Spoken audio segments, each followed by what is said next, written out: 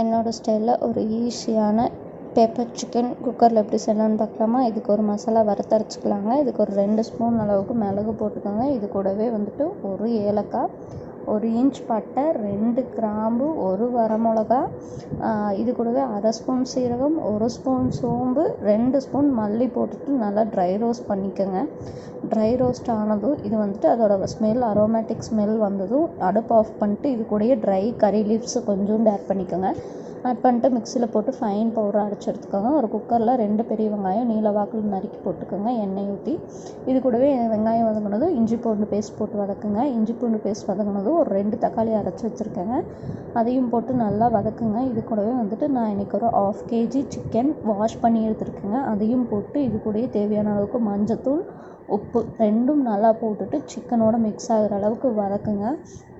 வதக்கிட்டு குக்கரோட மூடியை மேல் பார்த்து மூடி ஒரு 5 நிமிஷம் வேக வச்சுக்கோங்க.